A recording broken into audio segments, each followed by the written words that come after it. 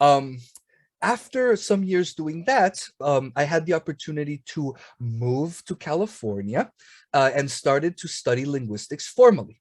Now, this is where I believe I began to become a linguist for real. Before this, I was, you know, basically a professional that had an interest in languages and an interest in linguistics. But linguistics, as we know it in the field, is a very specific set of skills that teach you about the structure of language. How does language work in the human mind? Why do languages have the structures that they have? How do you teach somebody a new language? There are right ways and wrong ways to do it. There are ways that can help you learn it. There are ways that can help you get confused. So linguistics and in some cases applied linguistics help you to understand more about a language and how to become a linguistic professional. So this is where I gained my current profession as a linguist, was by studying, and this was a master's degree that I did in linguistics at San Jose State University, right here in Silicon Valley, in right in downtown San Jose. The As you might expect, there are many great universities in the Bay Area, big universities, strong universities with excellent linguistics programs, such as Stanford and Berkeley and the University of California, Santa Cruz. All of these universities have excellent linguistics programs, and San Jose State University is no exception. We have some excellent teachers there. If any of you guys who are students now, if you're interested in linguistics later on, that you want to study linguistics more formally, San Jose State University is a great place to study linguistics also. We have both theoretical linguistics programs and applied linguistics as well. And applied linguistics is what we call it when you want to learn how to teach a language. Right? While I was there studying linguistics at San Jose State, I got a computational linguistics certificate, which is basically 3 classes that you can take extra that show you how to do linguistic processing with a computer. So you use things like programming languages like Python in order to search for different components in a maybe a big database of language. You can do all sorts of different things to language. You can change automatically some features of the language. For example, if you want to change the word common to uncommon, you can do that with programming. You can write a little bit of code and it can do that for you. Those are the kind of skills that I picked up here at San Jose State University. While I was working, while I was getting my MA, I also, of course, am trying everything that I can in order to become a linguistic professional. So the way that I made money was that I was a freelancer. I was making websites for different clients. So you might see some of my websites out in the world. For example, there was a cupcake company that I made a website for, and there were a couple other companies like that. It was very fun and cute, that kept me alive. And I was also translating. Because I speak English and Spanish, doing translation work was very helpful for me. And translation work is truly where I actually started to encounter a lot of the challenges that we have when you bring 2 languages together.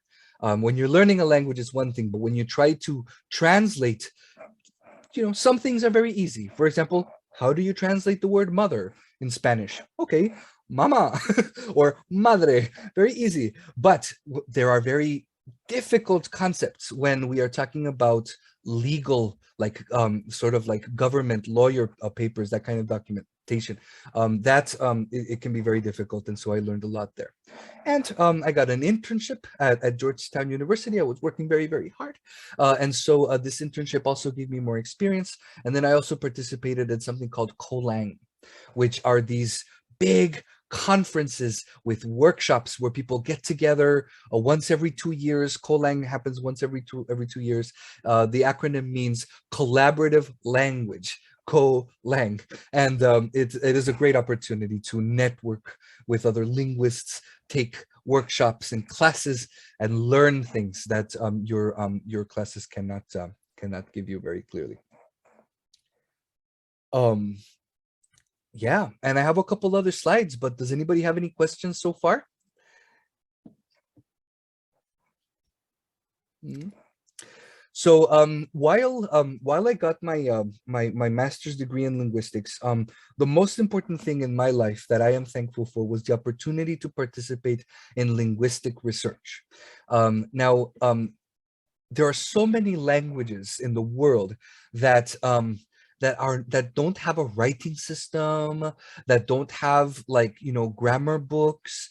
For example, when we are studying English, we have very organized textbooks with exercises that say, okay, first we will learn this skill, how to say hello, and then we will learn how to buy something from a store, and there's different steps like that. And then not only that, there are hundreds of different books. You can choose this one or that one or that one or that one. Like, at Mission College, we chose a certain set of books, right, that we use and we ask everybody to buy and use. But most languages out there, indigenous languages, they don't have that. Actually, every year there are less and less and less speakers. The older people who grew up speaking those languages, they pass away and they go away, and fewer young people learn these languages. So we have this problem where all over the world, not just in Mexico, but everywhere in Southeast Asia, in Africa, in Europe, all of these languages are being spoken less and less and less and less.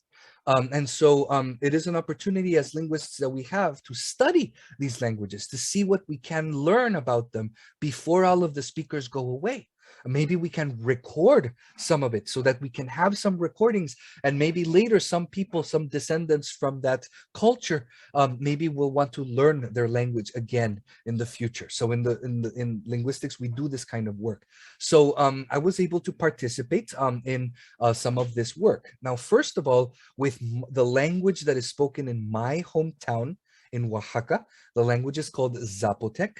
Zapotec has many different varieties. There's Northern Zapotec, Southern Zapotec, Eastern, and each of these have a difficult time understanding each other. It's the same language. They're related to each other in the same way that Spanish and Portuguese are related to each other because they come from Latin.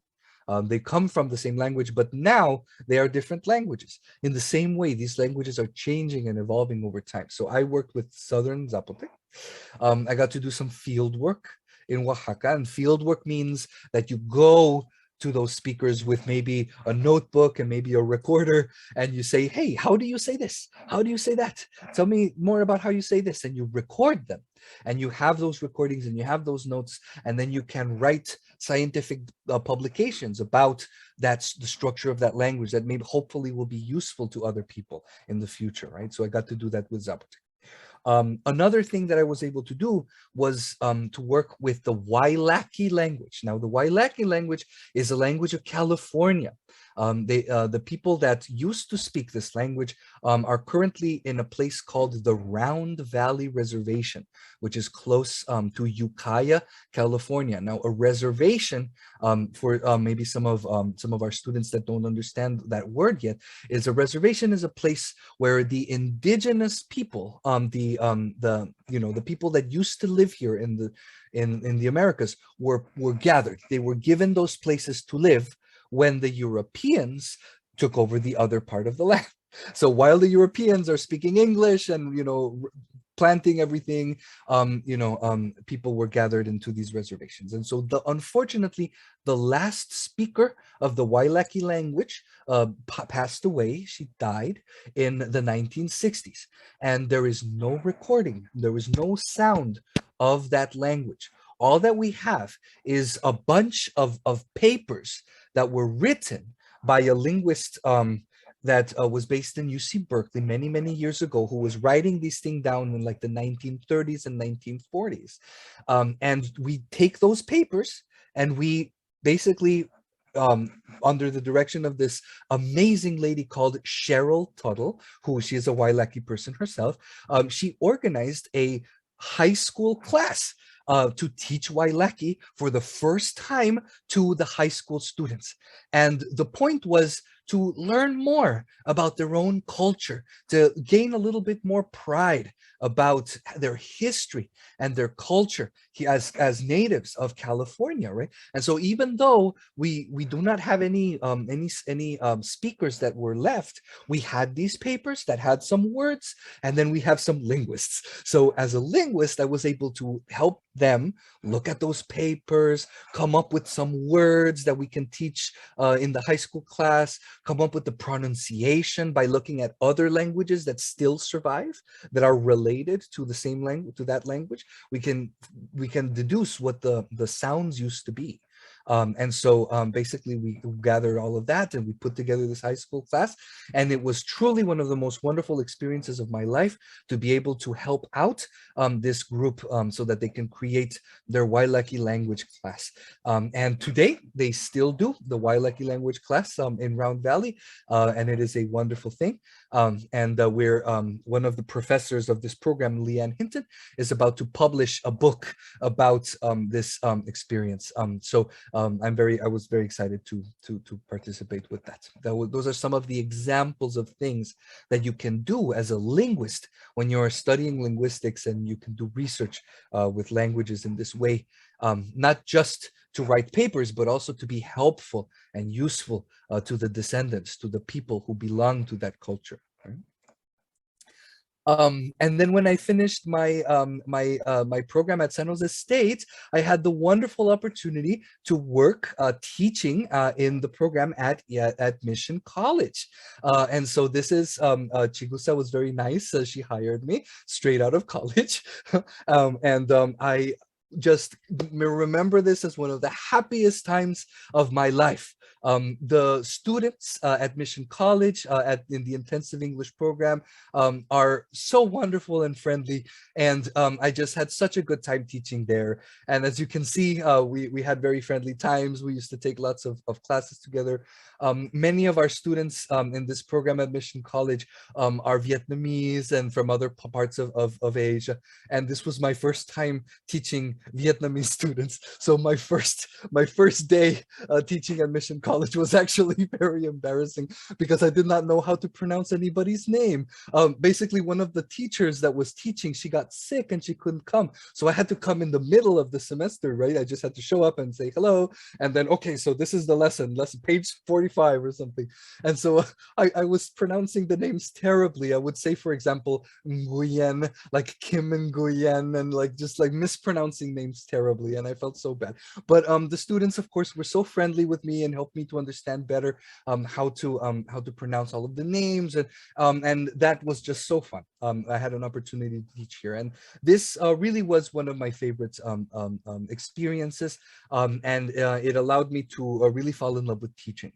I always remember my time positively at Mission College, and I'm always happy when Chigusa or Marina or anybody call me up to talk to you guys. Anytime, I'm happy to jump on a call with all of you, because Mission College is truly such a special place, such an interesting, such wonderful offerings that we provide.